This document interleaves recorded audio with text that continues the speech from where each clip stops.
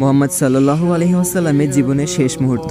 মাত্র 2 মিনিট চাচ্ছি সবার কাছে, এড়িয়ে যাবেন না। মোহাম্মদ সাল্লাল্লাহু আলাইহি ওয়াসাল্লামের জীবনের শেষ মুহূর্ত চলছে। হঠাৎ সেখানে একজন লোক এসে বললেন, সালাম, আমি কি ভেতরে আসতে পারি? ফাতেমা রাদিয়াল্লাহু তাআলা বললেন, দুঃখিত, আমার পিতা খুবই অসুস্থ। ফাতেমা রাদিয়াল্লাহু তাআলা দরজা বন্ধ করে রাসূলের কাছে গেলেন। মোহাম্মদ সাল্লাল্লাহু আলাইহি ওয়াসাল্লাম বললেন, কে সেই লোক?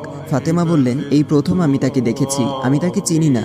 শুনো ফাতেমা, সে হচ্ছে আমাদের এই ছোট্ট জীবনের অবসানকারী ফেরেশতা আজরাইল। এটা শুনে ফাতিমার অবস্থা তখন ক্রন্দরত বোবার মতো হয়ে গিয়েছে। রাসূল সাল্লাল্লাহু আলাইহি ওয়াসাল্লাম বললেন, হে জিব্রাইল, আমার উম্মতের কি হবে?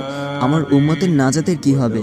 জিব্রাইল আলাইহি ওয়াসাল্লাম বললেন, হে রাসূল, আপনি চিন্তা করবেন না, আল্লাহ ওয়াদা করেছেন আপনার উম্মতের নাজাতের জন্য। মৃত্যুর ফেরেশতা ধীরে ধীরে রাসূলের কাছে এলেন জান কবজ করার জন্য। মালাইকাত মাউত আজরাইল আরো কাছে এসে ধীরে ধীরে রাসূলের জান কবজ করতে থাকলেন। পাশে দাঁড়িয়ে থাকা জিব্রাইলকে রাসূল বললেন ঘোঙ্গানির সাথে, ও জিব্রাইল, এটা কেমন বেদনাদায়ক জান কবজ করা। ফাতেমা রাদিয়াল্লাহু তাআলা তার চোখ বন্ধ করে ফেললেন। আলী রাদিয়াল্লাহু তাআলা তার দিকে উপর হয়ে বসলেন। জিব্রাইল তার মুখটা উল্টো দিকে ফিরিয়ে নিলেন। রাসূল সাল্লাল্লাহু আলাইহি ওয়াসাল্লাম বললেন, হে জিব্রাইল, তুমি মুখটা উল্টো দিকে ঘোরালে কেন?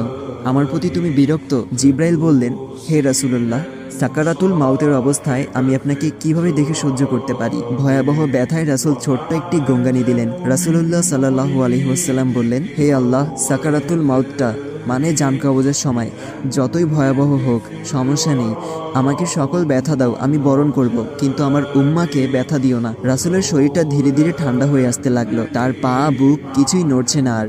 রাসূলের চোখের পানির সাথে তার ঠোঁটটা কম্পিত ছিল। তিনি কিছু বলবেন মনে হয়। আলী রাদিয়াল্লাহু তাআলা তার কানটা রাসূলের মুখের কাছে নিয়ে গেল। রাসূল বললেন, নামাজ কায়েম করো এবং তোমাদের মাঝে থাকা দুর্বলদের যত্ন নাও। রাসূলের ঘরের বাইরে চলছে কান্নার আওয়াজ।